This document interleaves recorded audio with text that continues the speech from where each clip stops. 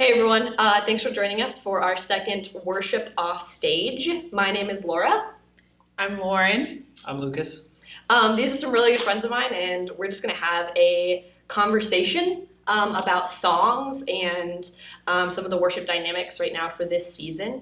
Lauren and Lucas are, like I said, like really good friends of mine, and they are some of the people who first really poured into me in me being involved in the worship ministry. They were my youth leaders in Revolution years ago and got me involved. At first, Lauren did on stage. By necessity, they needed a piano player one night, and so I jumped on and I fell in love with it. So they've been a part of my worship journey from the very beginning. So really glad you guys are with us. For this video, we're just going to go through some questions that we came up with about songs and stuff like that, and just have a conversation. And everything that, any songs that we suggest or anything like that, I'll put in the comments, so you can add them to a playlist or look at them on your own time if you really want to. You guys ready? Yeah. Yep. All right. So the first question is, what is your favorite worship song to do live, and why? My favorite worship song right now is This Is How I Fight My Battles by the Upper Room. I just really love the words of the song. I think to be able to proclaim that in the midst of this hard time, this challenging time, that it may feel like we're surrounded by loneliness and depression and sickness, but to say, no, that's not true. I'm surrounded by God, and He is my protection, and He is my strength. To be able to proclaim that, especially right now, I think is just really beautiful. So that's my favorite song right now. It's a good one. Mm-hmm. Mine right now is Hindsight by Hillsong, Young and Free. I know we've been doing that a lot in Sunday recently, which I'm okay with. But I remember that song the first time we were going to play, because the first thing when I listen to a song is I listen to the guitar part, because that's more than likely what I'm going to be playing when I'm playing it. And so I'm listening to that, and while I'm listening to that, I realize, oh, the words in this song are really, really good. Just how relevant those words are, as well as just the music of the song. It's a super fun song to play. It's upbeat, it's catchy, it's unique, it's well written, and it's just overall a super, super fun song to play live. Hindsight is one of my favorites too, because I think for an upbeat song, often I think we have found that sometimes they're just like party songs and kind of get the blood flowing and really celebratory. And Hindsight is that, and also I would say pretty like deep in meaning. Like the words have a lot of substance, which can be rare sometimes for upbeat songs. That was one of my favorites. I would say for me, I've always come back to King of My Heart being my favorite song to do live. It's one of my, like, on a short list, and I'm like, these are like in my zone, I feel. I don't know. But King of My Heart is one of my favorites. I love envisioning like God as my king. That's one of my favorite characteristics of Him, is that He is my king, and I'm here to serve and complete His mission. So I love talking about how He's the King of my heart. I love that song. Mm-hmm. The next question is, what are a few of your favorite hymns, and why? I really like It As Well. Bethel sings a really great version of that song. I think it's just a good, very simple song talking about fixing our eyes on Jesus. And I think it's very easy, as we'll talk about later, to get distracted by everything around us, and just fixing our eyes again on God and reminding, it is well with my soul. It is well. Like, God is good, and I'm here and I'm present with Him. I really like that song. So I'm not a huge hymn guy. I don't go onto Apple Music and search for hymns to listen to. Part of that is because I'm so focused on the musical stuff. It just, that kind of style doesn't really jump out at me. But there is one hymn that was redone by David Crowder probably close to 20 years ago. It's All Creatures of Our God and King, which is a very old hymn. But he just did it in the style that it's kind of mellow, but there's a really cool, good sounding acoustic guitar playing, and there's a nice little groove to it. And just when you set because all these words are great in these hymns, when you set it to that kind of music, it really just kind of makes it pop. Especially that song where it's talking about the splendor of God, the majesty of God, and just the amazingness of His creation. Yeah. Yes, that's a really good one. Mm-hmm. I would say some of my favorites. I'll just start with one, and I'll explain it a little bit. Because He Lives is one of my favorites. I don't know who that originally is by. I'll probably find that out and put it in the comments. But Because He Lives, the main line of that song is, because He lives, I can face tomorrow. And putting purpose to Jesus' death and how it transforms me personally. I really love that song. A couple other hymns that I really like. It Is Well, I really like that one. Be Thou My Vision, and How Great Thou Art. Those are some of my favorites as well. Okay, so different question about songs. Songs you love for your personal worship time, prayer time. Give us some of those. Lately, I've been really drawn to songs that just talk about who God is. I love songs that proclaim this is who He is, these are characteristics about Him, and more specifically, kind of those powerful songs that talk about how He's our weapon, He's our defender, this is what He's known for, and He's going to do it. So I've been really drawn to Famous For by Tauren. He has some really incredible music out right now. My Weapon by Natalie Grant. Let's see, Defender by the Upper Room. Really like the Upper Room. And then just for my prayer time, Cover the Earth by Kari, Jobe, and her husband Cody, Carnes has been a really big staple, both in worship and prayer, but just, that reminder that God, He's going to cover the earth, and just the words and the power behind that, and just the proclamation of what He can do and what He's done and what He's going to do, and being able to pray that over not just my home, not just my family, but also the earth as a whole, I think is something, very needed right now. So that's what I'm really drawn to. And then I always really love Waymaker. It's a great song, and I think it's just so powerful. And there's so, Waymaker, miracle worker, that's who you are. Again, those characteristics of God and proclaiming that. I really love those types of songs right now. So good. Yeah. Yeah, this is an interesting question, because honestly, I've kind of had to break the habit of, because I led worship and Revolution for years and years and years, and so whenever I would listen to a song, it'd be like, okay, what song am I going to pick to do in Revolution next? Or what song am I going to pick to do live, which is very different than picking out a song to I'm just going to sit and worship to this. So that's kind of a change in mindset that I've had to have recently. But I would say Captain by Hillsong, specifically the Of Dirt and Grace version, because it's Hillsong, so there's 19 different versions. Right. Yes. But this specific version it's again more analog. It's less processed. It was actually recorded in a boat on the Sea of Galilee, and cool. The song is just about trusting where God is taking your life, trusting Him through the storms, metaphorically, of course, but just also submitting to God's will in your life, and submitting that, God, You're in charge, You know best, I'm going to follow You. It's also one of the only worship songs that has the word allegiance in it. I don't know if I've ever heard another worship song that says that. It was impressive how they put that in. Yeah. Some of mine, it changes season to season. Yep.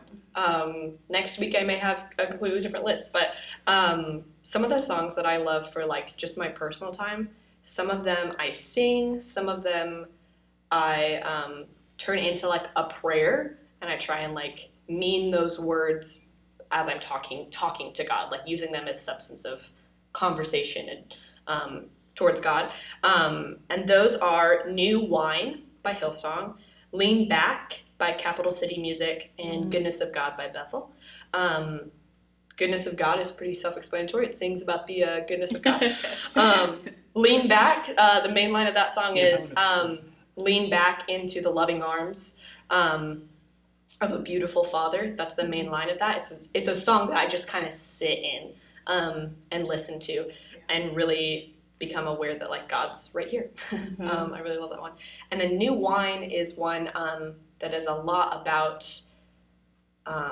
submission and God bringing purpose to anything difficult that we go through, that he is going to, sometimes life is like we are being pressed, and what comes out of us, we're allowing God to press us in order to bring new things. It's a very, it's a very raw song. I really like it. What would you say is your favorite worship album and why? Oh, this is such a hard one. There's so many good ones out there. But I think my favorite, I love the Belonging Co. They're a church in Nashville, a ton of different artists you'll see on their album. They're amazing, but my favorite is their very first album they put out, All the Earth. It's just so good, whether you want to turn it on and just spend time worshiping, if you want to turn it on and just sit in the presence of God, if you want to have prayer time, like it's just a powerful album that has so much good music in it too. If you're a musician, it's really great. It's a great all-around album. I don't think there's a song on there I don't like, so that would be my favorite. For young people watching, what an album is it's a collection of songs put together. I know not a whole lot of people listen to it like that anymore. It's true. But I'm a fan of the album, both the live and the studio album, but I digress. My favorite worship album is a live album by All Sons and Daughters. It's just called All Sons and Daughters Live. We've done quite a few songs of that album live ourselves, but I think my favorite part of the album is, it's just the music of it. Like I said, I'm very just into kind of the music of the whole thing and how that's structured, and I just love the style. It's very open. It's not the busiest kind of sound. There's a lot of space. The songs breathe, but it's just a really anointed album. Both the songs and again the music, and it's just a great listen through from song one to the last song, both in my personal time and like when I'm picking songs if I'm going to do it on stage. So good. I'd say again, this could change next week, but I would say my favorite right now is 3 by Hillsong Young and Free. It looks like I, and specifically their live album of that, because they do a lot of really creative things. The whole album starts with like a classical piano. That's kind of like that's the feel of the start of the album. And it's great. Hindsight is one of those songs that comes from that. Let Go, we've done that in Revolution. And there are songs in there I don't think there's a song in there I dislike. Sometimes we pick and choose, from albums. I would say as a complete piece, 3 by Hillsong Young and Free live is super, super good. And there's just a feel to that album too when you listen to it from the beginning to the end. It's very different. It's very different. I love it. Okay, so this is the next question, is what do you find yourself thinking about God during times of leading the congregation, or what do you feel him often speaking to you? So for me, worship is just such a time of joy for me. I feel like this is what God has created me for. He's anointed me for, to be a worshiper. It's really where I connect to him. So when I'm doing corporate worship, for me it's to be able to lead people in worship and stand there. A lot of times I'm just thinking about the goodness of God and how great it is that we get to come together, and not just in the sanctuary doing that together. I mean, even in our homes, that we're in different homes doing that. It brings a lot of joy to me. But when I'm worshiping, a lot of times I feel like God just reminds me, enjoy this moment. This is what I've created you for. And it's just very humbling. It's very reassuring. And I just love to be able to stand there and be reminded this is what I've created you for, to worship and to be a worshiper and to worship together. And I feel like often he's just reminding me, to forget about everything else and to just focus on being who he's created me to be. So good. Yeah, that's awesome. So when I'm up in front of the congregation live, it's really an opportunity for me to just kind of sink into the music of what's happening. Because all these songs aren't written just for the words, otherwise you wouldn't have instruments up there. We'd just be up there saying the words. Right. But they're written poems for or something. right. They're written for a specific purpose, and music is created by God to be something that's very emotional for people, and it's going to affect people in different ways. And songs are structured in that way. You won't hear a sad song that has all major chords. All the sad songs you can listen to probably have some minor chords in them. But it's just a chance for me to just kind of sink into the emotions, because I'm not the most emotional person in the world, but music is something. Is that true, Lauren? Yes, that's Lauren true. can attest to that. But music is something that kind of pulls that out of me. So it's just an opportunity for me to just sit and while I'm playing, while I'm kind of reflecting on the words, just kind of feel God's presence and think about how great He is, and just whatever He happens to be speaking to me that week. And it's probably going to be very different the next week.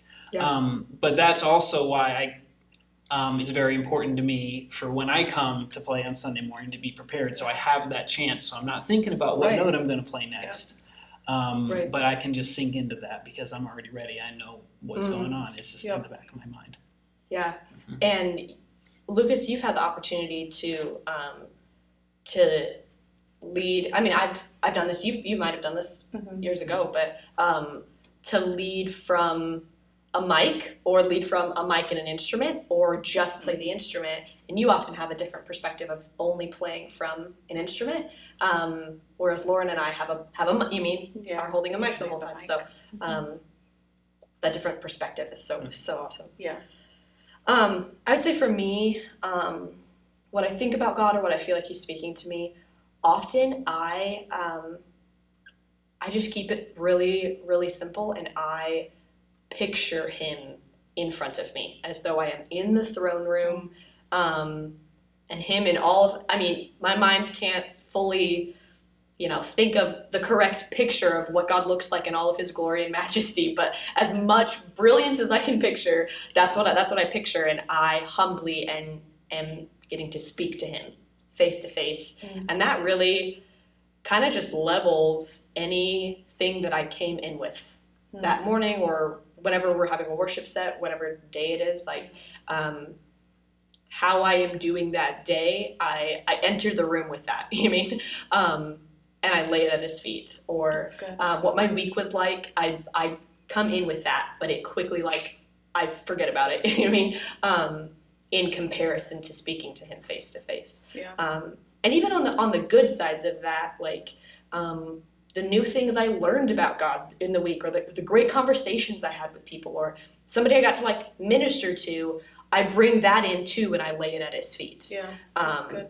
And that's often at some point or several times in worship, I picture if you watch me, I might do it. The next time you see me leading worship congregationally, I will I will do this. I will look up at some point, and I'm in the throne room.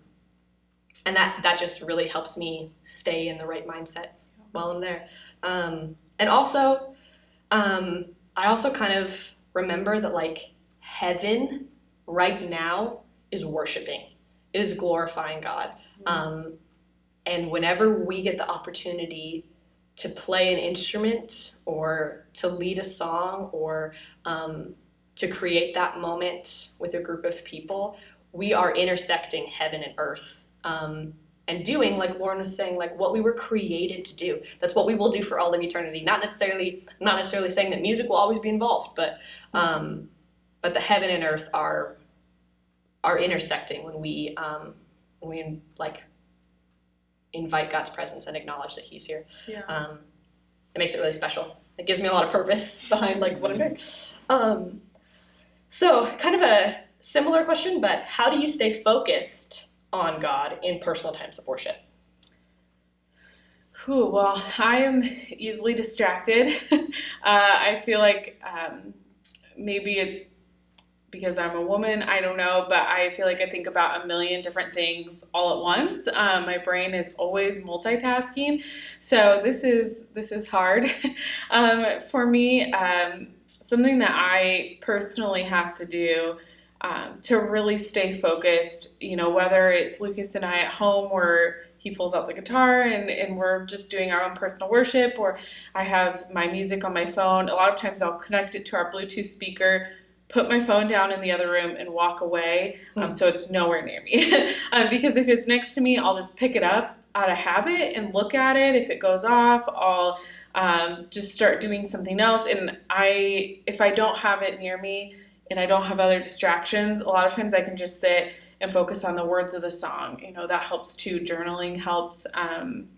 Those are things that work for me. That's awesome. To stay focused. I'm also easily distracted, probably because I'm a millennial.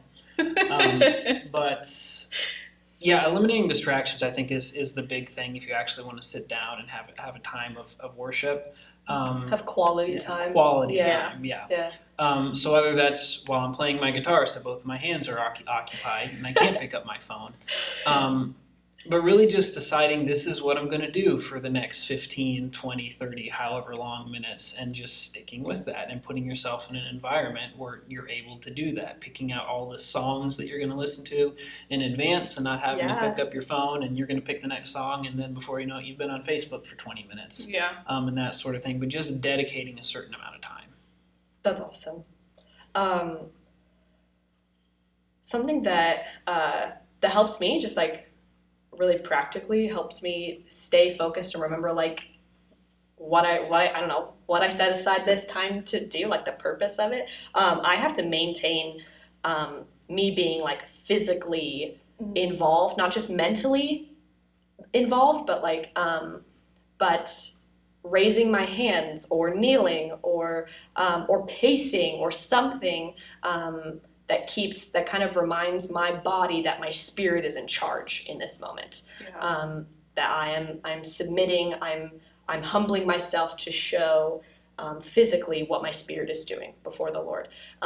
So that's something I practically really have to do is I try to maintain physically being involved in that moment. And also something is I picture the words that are being said, whether I am just enjoying watching a video of Elevation, do a worship set or something. I try and picture. That's how I stay focused. Is I put something visual to it.